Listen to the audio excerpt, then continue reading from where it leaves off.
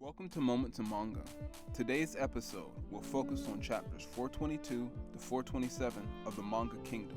This video will break down and analyze Ryo Fui compliments Isai's taste in picking a location for their final confrontation. The two men currently occupy the Tenbai Palace, which was built by the former king of Ki, Ryo Fui. We learn that Ryo Fui ordered the construction of this palace to receive guidance from the heavens on stately matters. The battle currently occurring in Kanyo will determine which of the two men shall sit upon the throne tomorrow. Upon this battle's conclusion, so too will conclude the multi-year feud between Isai and Ryo Fui's faction. Ryo Fui's faction has had more political power than Isai since he took the throne at age 13. The recent coming-of-age ceremony has Isai officially recognized as the King of Ki. The 22-year-old king and older state chancellor are seated as equals. This is the first and last time this will occur after today. Isai arranged this meeting in order to have a discussion with Ryo Fui. Ryo Fui starts the discussion off by asking him about a rumor regarding the young king. Ryo Fui states that he's heard rumblings about Isai's desire to unite China under a single banner. He believes that Isai's dream is a path only meant to be traveled by celestial bodies and divine beings. It is a road not meant to be sojourned by. Four party crashers show up to this private affair between Isai and Ryo Fui. They are the Queen Mother, Isai's mom, and leader of the harem faction, Rui, Sakyo's widow, and leader of Sakyo's faction, Saitaku, one of Ryo Fui's four pillars, and Rishi, legal scholar, and another member of Ryo Fui's four pillars. They each represent a different faction inside the nation of Ki. They are here to bear witness to the clash of ideals between the two men. Ryo Fui remarks that he thought him and Isai would finally be alone. Isai tells Ryo Fui in front of their audience that he knows he snuck Rao Ai into the royal harem. This action makes Ryo Fui a key orchestrator behind Rao Ai's rebellion. Isai runs down a checklist of Ryo Fui's schemes. The purpose of this action is twofold. It reminds the reader of all the events and schemes Isai's had to deal with before becoming king that were the result or at the hands of Ryo Fui. The second highlights the power disparity between the two men. Usually a king could put this down, but it wasn't until he's officially recognized as king to end these threats. These events were the Ketsu Saikyo Rebellion 7 years ago, the failed assassination attempt afterward, the Tonryu Revolt that led to Saikyo's death. Isai declared that after today, Ryo Fui will be punished for his crimes against him and others. He shall be cast down from his seat of power. This shall bring the finality to the final power struggle between the two men. Ryo Fui reminds Isai that he must win the battle at Kanyo first. Isai states regardless of the battle's outcome, the regime commanding Ki will be anew. Isai invited 4 government officials who have been serving the current government to witness a historic moment in the nation's history. Ryo Fui states that he won't protest having an audience to their discussion. From his perspective, he finds it more detrimental to Isai having others listen to his foolish desire. Ryo Fui goads Isai into telling others about his firm conviction for the unification of China. Isai states that a man must shed light on one's own path before casting doubt on another's. Isai notes that Ryo Fui is a person who mocks others for loud proclamations without voicing his own.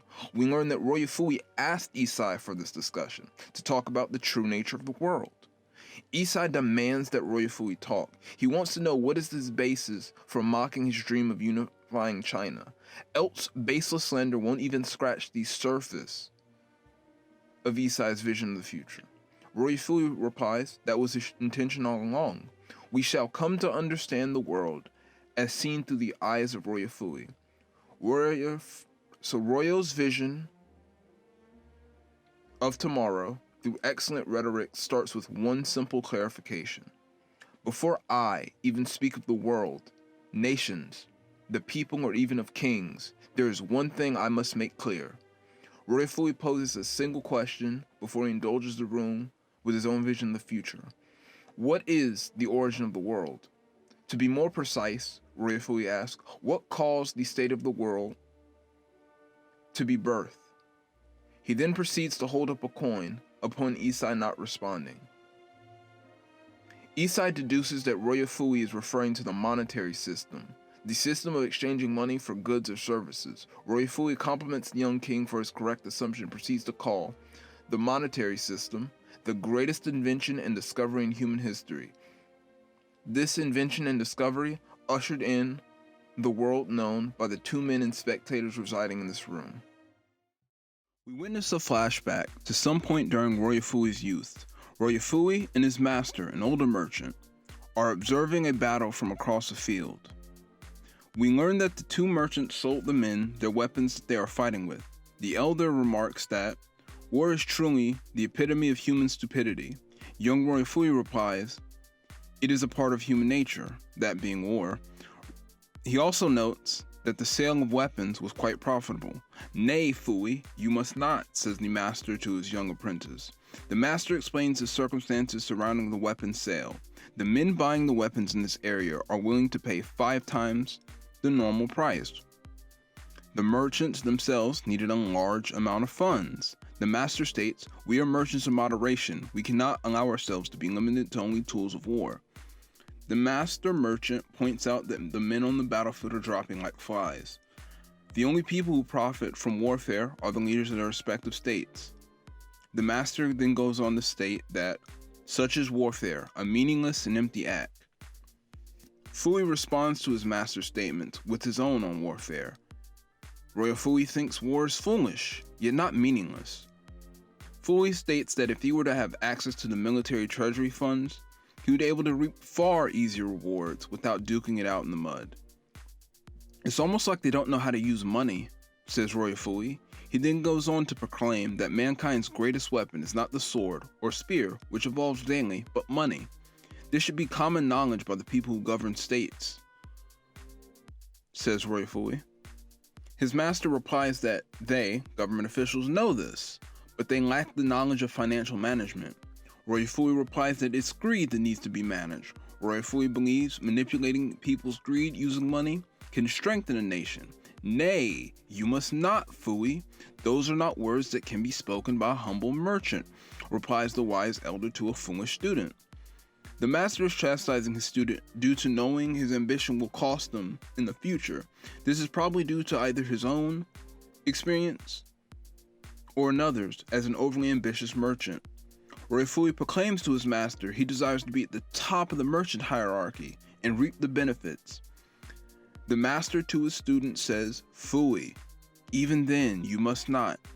This flashback sequence gives insight to Ryo Fui. He desires to use money to change the world and reap the benefit. He does not heed the words of his master, which foreshadows his fate.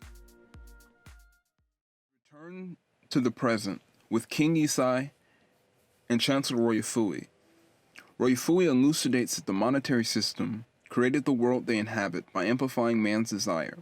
Fui explains the history of the monetary system. 1,000 years ago, during the Shang dynasty, the monetary system transformed the simple barter culture, a currency easy to transport and resistant to rot or decay, spread across the land.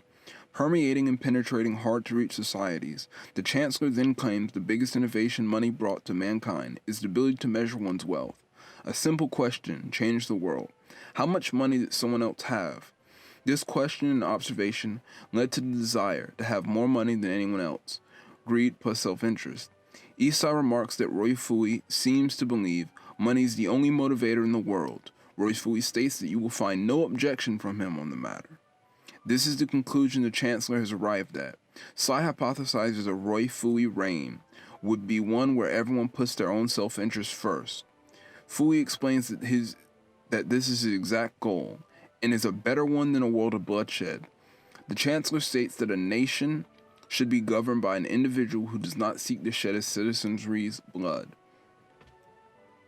A ruler should produce a society where its people have achieved maximum satisfaction. Ryo Fui articulates that only he, more than anyone else, knows how to achieve this society. Rui interjects, stating that Ryo Fui is too full of himself. Saitaku enlightens Rui to some of Ryo Fui's insights. He states that the merchant occupation itself was birthed with the monetary system.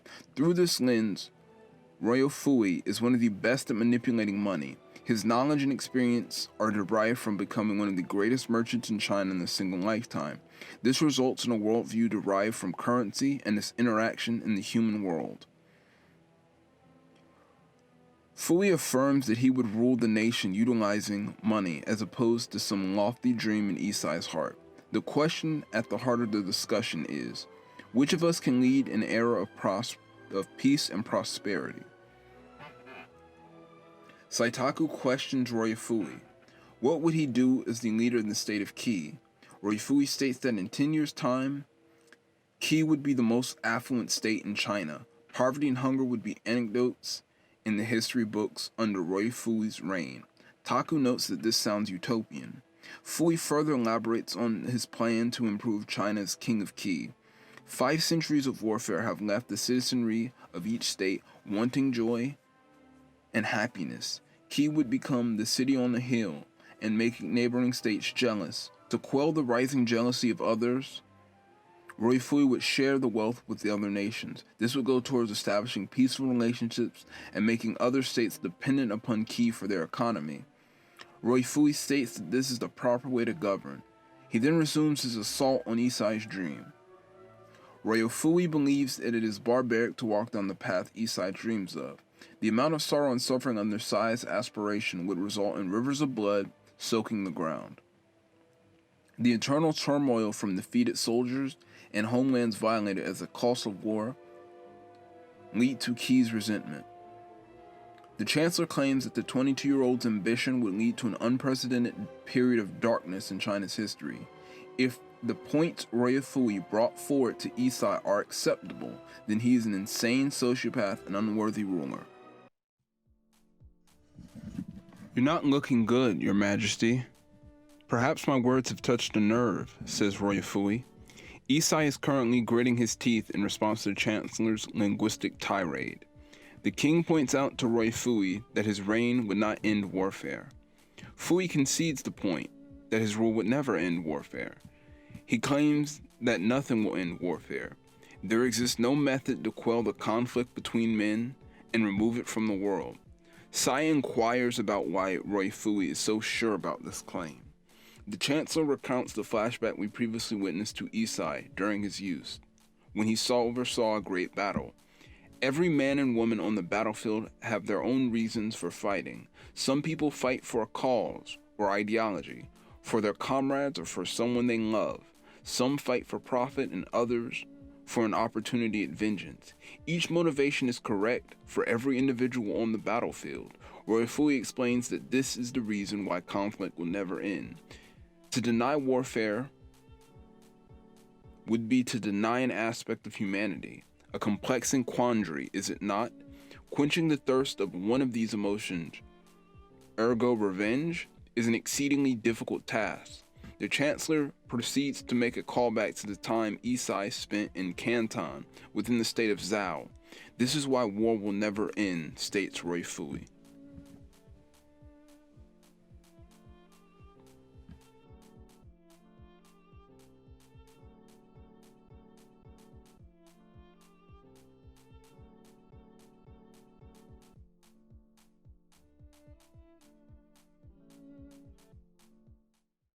Isai tells Ryo Fui that his reign as king of Qi would be bound to the rigid thinking of bureaucrats like himself.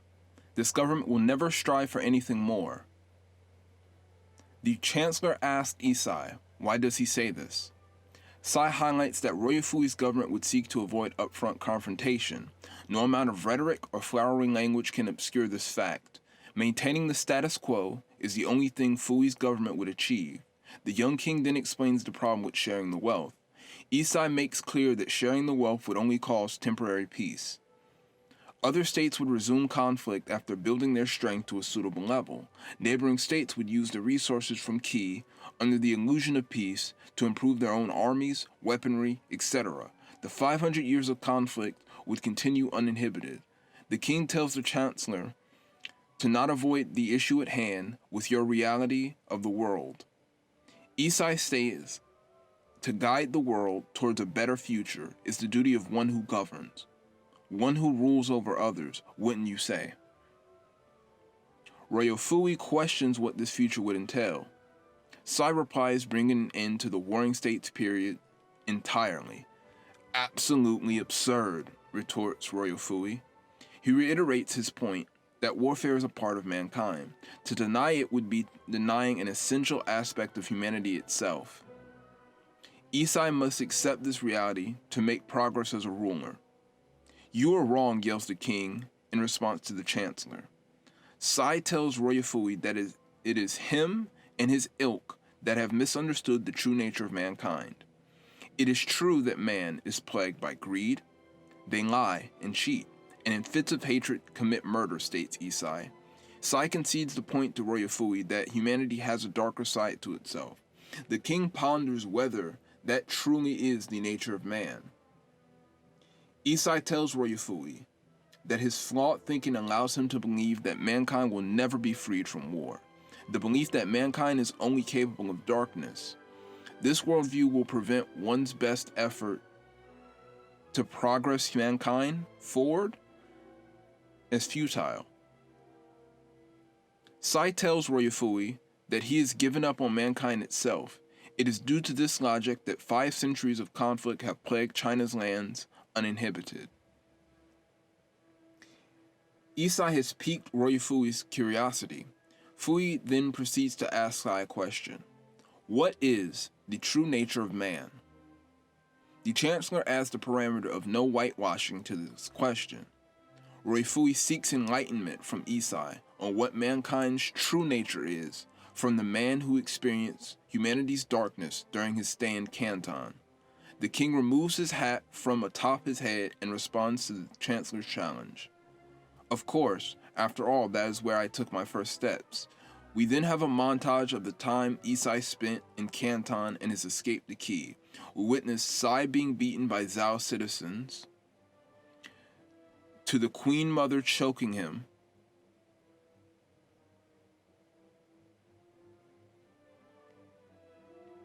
to meeting Shika,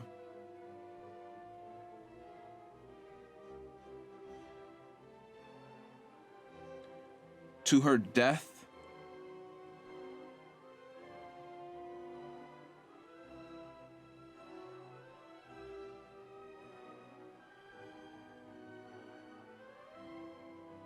with her dying words being, "You can become a greater king than any other."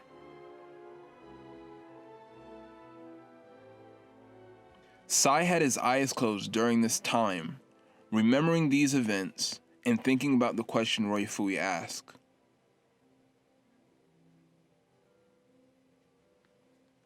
His reflection on the events of his life and the people he's met gives him the necessary answer upon opening his eyes. That answer is, I believe that the true nature possessed by mankind is that of light.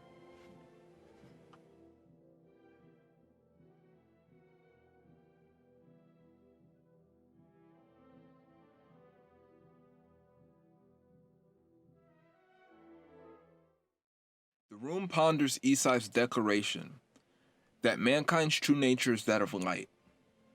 Isai recounts the tale of his escape from Zhao to Qi at the age of 9. He talks about how Shika and her black merchants died for someone they only knew for a few days. The king states that Shika died, giving off a fiercely bright light. Sei at first thought Shika was a unique spirit who shined with this light, and only that she shined. Meeting others made Isai realize that other people had this light within them as well. The king proceeds to give other examples of light bearers, like Oyuki, a great general of the heavens, Dukyo, Saikyo, or all the other countless men and women who have come and gone. Though their shapes and circumstances varied, They all died, shining as bright beacons of light. This light is transferred to the next person to carry on, shining with an even greater radiance than before. This could be seen as an inheriting of wills of others or a passing of the torch. These lights link people together to establish a brighter tomorrow. Sei hypothesizes that people fall to darkness due to them forgetting the light within them. The inability to find the light inside of oneself leads to floundering desperately and in agony alone. This can only birth a tragedy. Sei says, there is no greater cause of tragedy, no greater source of darkness than warfare. This leads to the king's next declaration.